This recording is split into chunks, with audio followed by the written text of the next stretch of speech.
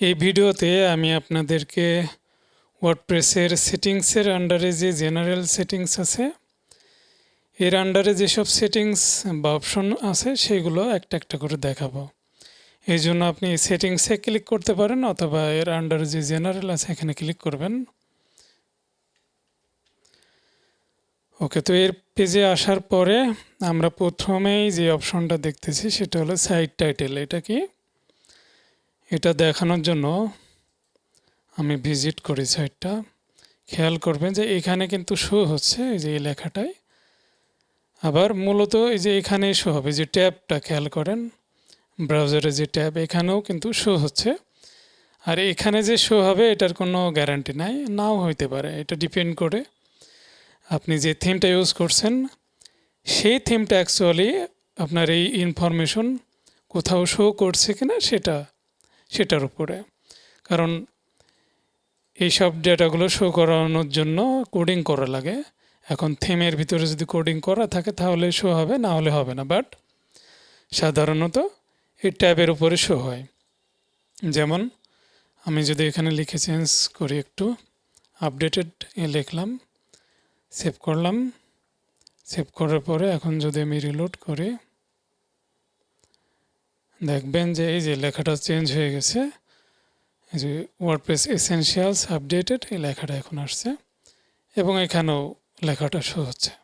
আচ্ছা, তো এটা কিসের জন্য? মূলত এটার খুব দরকার আছে, কারণ এটা আমাদের একটা সাইটের টাইটেল এবং এটা আবার কিন্তু এসইও হিসেবেও কাজ করে। যেমন আমি দেখাই, আমি কোডটা দেখাই, কন্ট্রোল ইউ প্রেস করলে এরকম কোড পাবেন। এখানে দেখেন এই যে এই টাইটেলের ভিতরে এই লেখাটা আছে। হ্যাঁ, তো এটাও গুরুত্বপূর্ণ এসইওর জন্য। এবার ট্যাগ লাইনটা মূলত যে আমি যে একটা সাইট তৈরি করলাম সেই সাইটটা অ্যাকচুয়ালি কিসের উপরে সেইটা সম্পর্কে একটা ট্যাগ লাইন বা একটু ডেসক্রিপশন দিতে পারিস। শর্ট ডেসক্রিপশন, বড় না, শর্ট আকারে দিতে হবে। তারপর আমি সেভ করব। সেভ হয়ে গেছে। আমি আবার পেজটাকে রিলোড দিব। এখন যদি খেয়াল করেন যে ট্যাবের উপরে মাউস রাখলে এই যে লেখাটা আমি এখানে লিখেছি এটা কিন্তু প্রথমে যে সাইট টাইটেল এইটার পরে মাউস রাখবেন। এইভাবে মাউস রাখলে দেখবেন যে শো হচ্ছে জাস্ট অ্যানাদার ওয়ার্ডপ্রেস সাইট। এই লেখাটা টাইটেলের পরে একটা ড্যাশ আছে, তারপরে শো হচ্ছে। বাট এটা কিন্তু সাইটের কোথাও শো হচ্ছে না।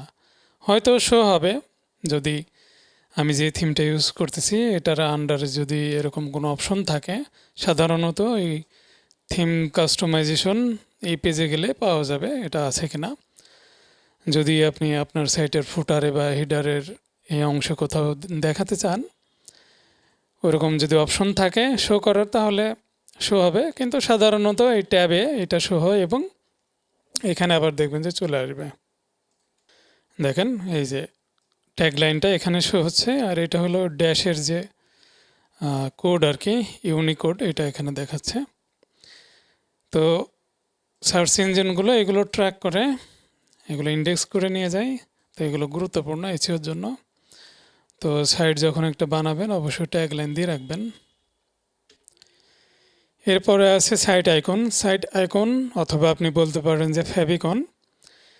তো এটার জন্য এখানে লেখা আছে স্কোয়ার সাইজ হতে হবে এবং 512 বাই 512 এরকম একটা আপলোড দিতে হবে। তো এরকম একটা ফাইল আপলোড দেবেন। আমি আগে থেকে একটা স্যাম্পল ডাউনলোড করে রাখছি, সেটা আমি এখানে আপলোড দিচ্ছি। খেয়াল করেন প্রথমে যে এখানে কিন্তু বাই ডিফল্ট এই যে ট্যাবের এখানে কিন্তু ওয়ার্ডপ্রেসের একটা ফেভিকন বা আইকন আমি দেখছি এখানে শো হচ্ছে। এটা আপনার লাইভ সাইটে নাও আসতে পারে। এটা হয়তো আমি যে সফটওয়্যারটা ইউজ করছি লোকাল ডব্লিউপি এই করছে এই কাজটা, শো করাছে। কিন্তু এই যে আমি যে আইকনটা এখন সেভ করব দেখবেন যে এই যে এখানে একটা প্রিভিউ দেখাচ্ছে যে কোথায় শো হবে, যে এখানে প্রিভিউ দেখেন। তারপর সেভ করব। সেভ করার পরে দেখেন অলরেডি এই যে ফেভিকনটা এই ট্যাবের এই যে কোনায় দেখাচ্ছে। আমি যদি সাইট রিলোড দিই কিংবা যে কোনো পেজে গেলে এখন এই ট্যাবের এখানে এই যে ফেভিকনটা বা এই যে আপলোড দিলাম যে ইমেজটা সেটা শো হবে। তো এইগুলো আপলোড দিয়ে রাখতে হবে। এরপরে আসি হলো ওয়ার্ডপ্রেস অ্যাড্রেস ইউআরএল আর সাইট অ্যাড্রেস ইউআরএল।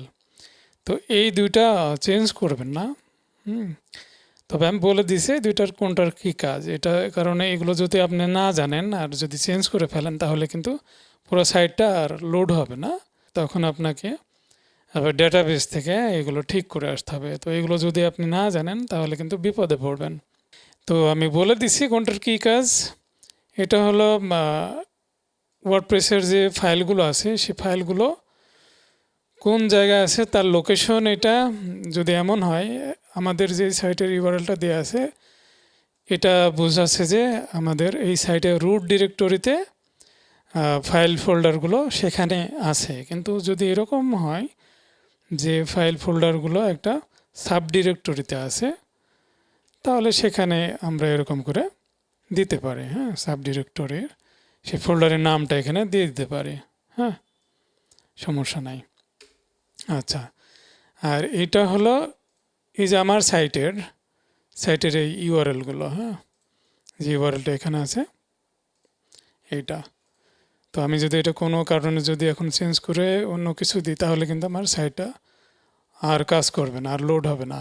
ওকে, তো এগুলো করা যাবে না। এগুলো আমরা করতে পারি, অন্য একটা ডোমেইন সেট করতে পারি, কিন্তু সেটার জন্য অবশ্যই সেই ডোমেইনটাকে আবার পয়েন্ট করতে হয়। সেগুলো ডিএনএস, এনএস বা আইপিগুলো পয়েন্ট করে ঠিক করতে হয় হোস্টিং থেকে। ওকে, তো এগুলো যদি না জানেন তাহলে এগুলো নিয়ে ঘোটাঘুটি করার দরকার নাই। এরপরে আসি অ্যাডমিনিস্ট্রেশন ইমেল অ্যাড্রেস। তো এই ইমেল অ্যাড্রেসটা কোথা থেকে আসলো? এটা আসলো যখন আমরা এই সাইটটা ইনস্টল করেছিলাম তখন যেই ইমেলটা ছিল, যদিও আমি ইমেলটা দেয় নাই, বাট যেহেতু আমি এই সফটওয়্যারটা ইউজ করেছি তো এই সফটওয়্যারটা একটা ডামি ইমেল দিয়ে রাখছিল, ওইটা এখানে আসছে। এটা আপনি যদি ইউজার প্রোফাইলে যান সেম ইমেলটা এখানে দেখতে পাবেন, সেম। কারণ যখন আমি একটা নতুন সাইট ক্রিয়েট করি, অ্যাড করি, তখন একটা ইমেল দেওয়া লাগে ওই ইউজারের জন্য, অ্যাডমিন ইউজার পাসওয়ার্ডের জন্য একটা ইমেল দেওয়া লাগে।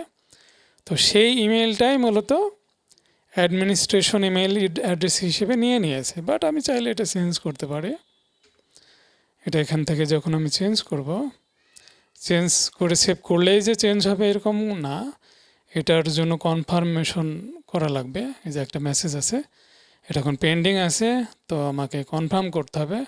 যতক্ষণ না কনফার্ম করব ততক্ষণ কিন্তু আমার এই ইমেলটা চেঞ্জ হবে না। হ্যাঁ, তো এটা কোথায় পাবো? আপনি যদি লাইভ সার্ভারে কাজ করেন, আগে যে মানে এই ইমেল অ্যাড্রেসে একটা মেইল যাবে, সেখান থেকে একটা লিঙ্ক পাবেন, ওই লিঙ্কটাতে ক্লিক করলে কনফার্ম হয়ে যাবে। যেমন আমি এখানেই দেখাই, এখানে যদি আপনি এই সফটওয়্যারটা এই জন্য ইউজ করার পরামর্শ দিই আপনাদেরকে যে এই কাজগুলো আমরা এই সফটওয়্যারের মাধ্যমে করতে পারি। কারণ এই সফটওয়্যারের আন্ডারে গেলে দেখবেন যে এখানে মেইল পোর্ট আছে, এই মেইল পোর্টে গেলে দেখবেন যে এখানে যে একটা মেইল পাচ্ছি আমরা, ক্লিক করলাম, ক্লিক করার পরে দেখবেন যে এটা হলো কনফার্ম হয়ে যাবে।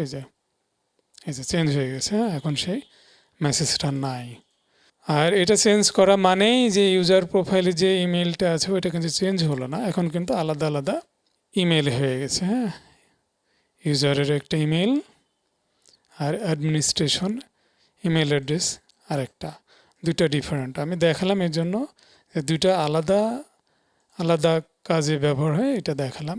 চাইলে আমরা এটাও ইউজারের ইমেলও এখান থেকে চেঞ্জ করতে পারি। চেঞ্জ করে যখন সেভ করব একইভাবে এখানে একটা মেইল আসবে, ওই মেইলের এরকম একটা লিঙ্ক পাবেন, ক্লিক করলে ইউজারের ইমেলটাও আপডেট হয়ে যাবে এখান থেকে। আচ্ছা, এরপরে আসি হলো এনি ওয়ান ক্যান রেজিস্টার। আপনি কি আপনার সাইটে রেজিস্ট্রেশন এনেবল করতে চাচ্ছেন কি না? বাই ডিফল্ট আপনি যদি ডব্লিউপি অ্যাডমিন পেজে যান, যেহেতু এই ব্রাউজার আমি লগ ইন আছি, এখানে কিন্তু অ্যাডমিনে গেলে আমি অ্যাডমিনে লগ ইন হয়ে যাব। হ্যাঁ, এর জন্য আমি ইনকগনিটো উইন্ডোতে আসছি। এখানে দেখেন রেজিস্ট্রেশন করার কোনো সিস্টেম নাই, যেহেতু ইনেবল করা নাই, শুধু ইউজার নেম অথবা ইমেল অ্যাড্রেস এবং পাসওয়ার্ড দিয়ে লগ ইন করার অপশন আছে। কিন্তু আমি যদি এটা ইনেবল করে সেভ করি, এখন যদি আমি রিলোড করি, রেজিস্টার নামে একটা লিঙ্ক আমি পাচ্ছি। এই লিঙ্কে ক্লিক করব। ক্লিক করার পরে দেখবেন যে ইউজার নেম ইমেল দিয়ে রেজিস্টারের একটা ফর্ম আমি পেয়ে যাচ্ছি। কিন্তু এটা যদি ডিসেবল করা থাকে তাহলে এই অপশনটা, মানে এই রেজিস্ট্রেশন, এটা ডিসেবল থাকবে, কেউ রেজিস্ট্রেশন করতে পারবে না আপনার সাইটে। এরপরে আসি নিউ ইউজার ডিফল্ট রোল। নতুন একটা ইউজার যখন ক্রিয়েট করবেন, যেমন এখান থেকে যদি নতুন ইউজার আমি ক্রিয়েট করতে চাই, বা যখন একটা ইউজার রেজিস্ট্রেশন করবে তার ডিফল্ট রোল আপনি কি করতে চাচ্ছেন সেটা এখানে বাই ডিফল্ট সাবস্ক্রাইবার আছে। আপনি যদি কন্ট্রিবিউটর করতে চান অথবা অন্য কোনো রোল দিতে চান দিতে পারেন। তবে এখানে একটা বিষয় মনে রাখবেন, রোল চেঞ্জ করা মানেই তার যে ইউজার রেজিস্ট্রেশন করবে তার কিন্তু অ্যাক্সেস চেঞ্জ হয়ে যাবে। যেমন একজন সাবস্ক্রাইবার, তার কিন্তু অ্যাডমিন প্যানেলে তেমন কিছু পায় না, শুধু সে কিছু রিড করতে পারে, তার প্রোফাইলটা দেখতে পায়। কিন্তু যখন কন্ট্রিবিউটর দেবেন সে কিন্তু পোস্ট করতে পারবে, পেজ ক্রিয়েট করতে পারবে। তো এই সব বিষয়গুলো যদি না জানেন তাহলে আপনি জানতে পারেন ওয়ার্ডপ্রেস ইউজার রোলস দিয়ে সার্চ করবেন, গুগলে সার্চ করলে আপনি রোলস অ্যান্ড ক্যাপাবিলিটিস এরকম একটা ডকুমেন্টেশনের পেজ পাবেন, ওয়ার্ডপ্রেসের পেজ। এখানে এইসব দেওয়া আছে।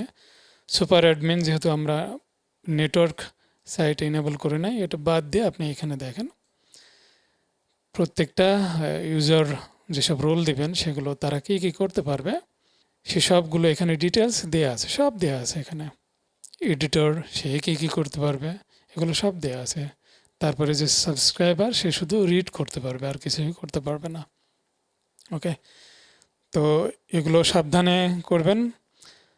যদি না জানেন, না শিওর হন, তাহলে যেটা ডিফল্ট যেটা আছে এটাই দিয়ে রাখবেন। আচ্ছা, এরপরে আসে হলো সাইট ল্যাঙ্গুয়েজ। এটা একটা ইন্টারেস্টিং বিষয়। এটা আমি দেখানোর জন্য আমি প্রোফাইল এখানেও আসি। এখানেও কিন্তু ল্যাঙ্গুয়েজ আছে। এখানে দেওয়া আছে হলো সাইট ডিফল্ট। আমি যে ইউজারে লগ ইন আছি, এই ইউজারের প্রোফাইল, এটা এই আমার প্রোফাইলের ল্যাঙ্গুয়েজ সাইট ডিফল্ট ল্যাঙ্গুয়েজ, মানে জেনারেল সেটিংয়ে যে ল্যাঙ্গুয়েজটা সেট আছে সেটা। আচ্ছা, এখন আমি যদি এটাকে অ্যারাবিক করে দিই, এই ল্যাঙ্গুয়েজটা চেঞ্জ করে অ্যারাবিক করে দিই, দিয়ে সেভ করি, তাহলে দেখেন কি হয়। আমার টোটাল সাইটটা একেবারে অ্যারাবিক ল্যাঙ্গুয়েজ হয়ে গেছে। সব কিছুই যে হবে তা না, ম্যাক্সিমামই অ্যারাবিক ল্যাঙ্গুয়েজ হয়ে গেছে। এবং অ্যাডমিন প্যানেলের যেসব মেনুর যা কিছু ছিল সব অ্যারাবিক হয়ে গেছে। এইগুলো একেবারে আপনি যদি নতুন হন তাহলে আপনার একেবারে মাথা ঘুরে যাবে এগুলো দেখার পরে, যে কোথায় কি আছে এগুলো বুঝবেন না। তারপরে আমি যদি সাইটে যাই, সেটটা ভিউ করে, আপনি যদি খেয়াল করেন যে এই লেখাটা কিন্তু লেফট সাইডে ছিল, এটা ডান দিকে চলে গেছে। আর উপরে যে বারটা আছে এই অংশটুকু বামে ছিল আর এটা ছিল ডানে। আর নিচে গেলে আর এরকম কিছু দেখছি না। তো এতে করে আমরা কি বুঝতেছি যে অ্যারাবিক ল্যাঙ্গুয়েজটা সেট করার পরে আমাদের সাইটের যে ফ্রন্ট এন্ড এটারও কিন্তু ল্যাঙ্গুয়েজ চেঞ্জ হয়ে গেছে। কন্টেন্ট যে অ্যারাবিক হয়ে গেছে তা কিন্তু না, এগুলো ইংলিশে লেখা ছিল এসব পোস্টগুলো, যার কারণে এগুলো ইংলিশেই আছে। আমি এখন কন্ট্রোল ইউ প্রেস করি। তারপর এখানে খেয়াল করেন যে HTML যে ডিরতে হলো ডিরেক্টরি কি লেখা আছে দেখেন তো, RTL। আর ল্যাংয়ের যে অ্যারাবিকের যে শর্টকটটা সেটা দিয়ে আছে AR, তার মানে অ্যারাবিক ল্যাঙ্গুয়েজ। তারপরে আপনি হিব্রু সেটাও যদি সেট করেন তাহলেও RTL পাবেন। আরও হয়তো কিছু ল্যাঙ্গুয়েজ আছে, আমি জানি না, যেসব ল্যাঙ্গুয়েজে RTL আছে সেগুলো এরকম RTL হয়ে যাবে। আর বাকি যেসব ল্যাঙ্গুয়েজগুলো আছে LTR, লেফট টু রাইট, আপনি যদি বাংলা করতে চান সেগুলোও লেফট টু রাইট হবে, এবং বাংলা করলেও অ্যাডমিন প্যানেলটা বাংলা হয়ে যাবে। তো যাই হোক, এখন এখানে যে মজার বিষয় সেটা হলো, অনেক সময় আমরা যখন ক্লায়েন্টের কাজ করে থাকি, হয়তো আমি একটা আরবের একটা ক্লায়েন্ট কিংবা ইসরায়েলের একটা ক্লায়েন্টের কাজ করছি, তো তার সাইটটা তো আমাকে অ্যারাবিকে কিংবা হিব্রুতে কাজ করা লাগছে। তো সাইটের ল্যাঙ্গুয়েজ কিন্তু আমার চেঞ্জ করা লাগে। তো আমি যদি অ্যাডমিনের জেনারেল সেটিংস থেকে ল্যাঙ্গুয়েজটা চেঞ্জ করে ফেলি তখন আমার অ্যাডমিনের এই ভিউটাও ওই ল্যাঙ্গুয়েজে চলে যায়, তখন আমার কাজ করতে খুব সমস্যা হয়। তো এই প্রবলেমটা সলভ করা যায় কীভাবে? অনেকে হয়তো প্লাগ ইন খোঁজে এটার জন্য, অনেকে জানে না, অনেক দিন ধরে কাজ করতেছে ওয়ার্ডপ্রেসে তারপরেও হয়তো জানে না। তো মজার বিষয় হলো যে আপনি এটা ঠিক করতে পারেন খুব ইজিলি। আমি যদি প্রোফাইলটা রিলোড করি, যেহেতু আমার রিলোড করা ছিল না, দেখেন আমার প্রোফাইল পেজটাও কিন্তু অ্যারাবিকে আছে। তবে আমি যদি এখান থেকে ইংলিশ করে দিই, সেভ করি, সেভ করার পরে দেখেন আমার অ্যাডমিন প্যানেলটা কিন্তু আবার ইংলিশে হয়ে গেছে। তার মানে কি আমার সাইটের ল্যাঙ্গুয়েজ চেঞ্জ হয়ে গেছে? না, চেঞ্জ হয় নাই। এই যে দেখেন অ্যারাবিকে আছে।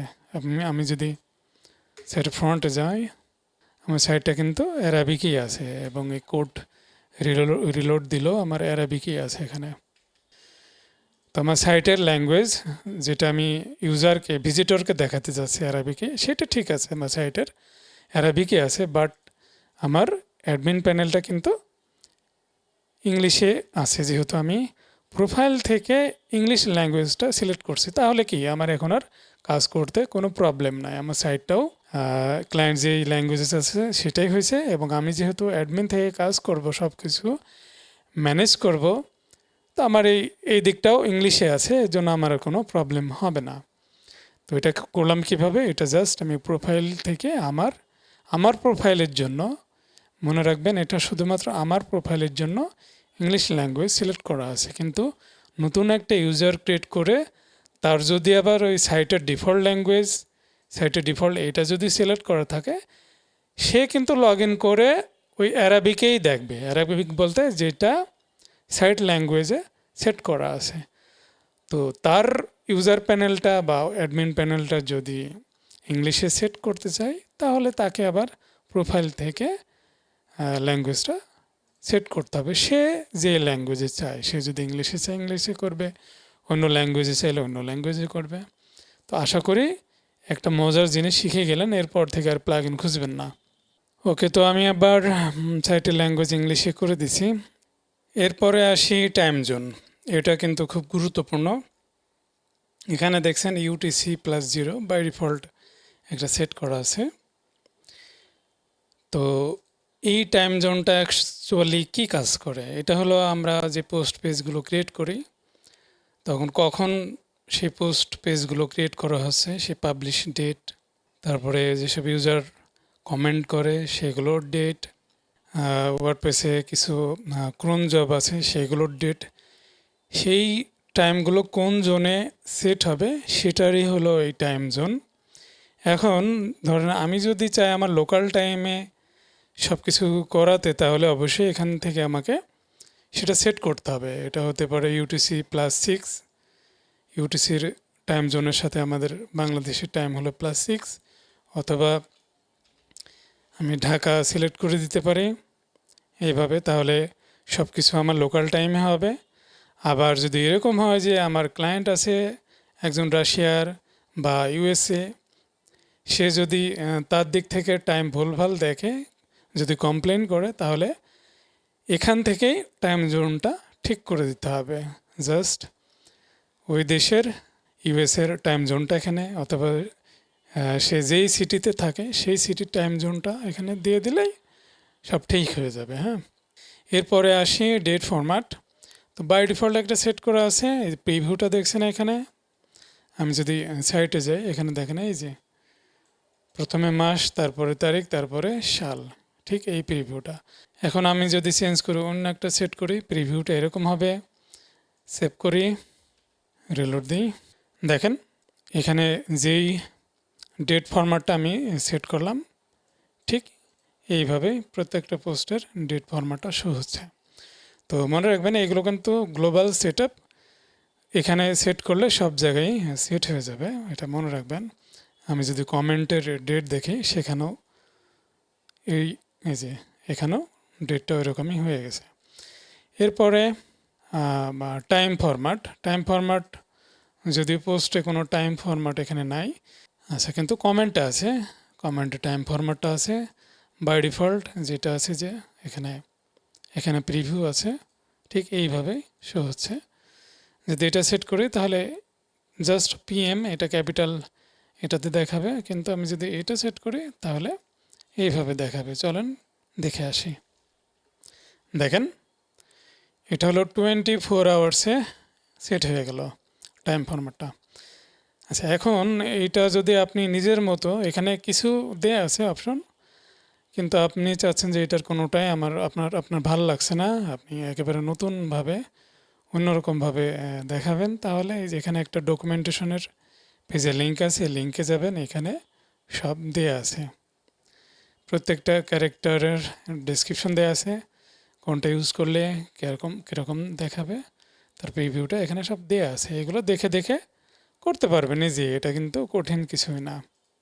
এরপরে আসি উইক স্টার্টস অন, মানে সপ্তাহ শুরু হবে কোন দিন থেকে, সপ্তাহ কাউন্ট করবে কোন দিন থেকে সেইটা। তো আমরা জানি যে ইউরোপ আমেরিকাতে মানডে থেকে শুরু হয়, বাংলাদেশে স্যাটারডে থেকে উইক শুরু হয়। তো আমি যদি চাই ওইটাই করতে পারে, স্যাটারডে সেট করে সেভ করে দেব, ব্যাস এটুকুই। তো আশা করি প্রত্যেকটা অপশনই আমি ধরে ধরে আপনাদেরকে দেখাতে পেরেছি, বোঝাতে পেরেছি। তো ভালো থাকবেন সবাই, ধন্যবাদ।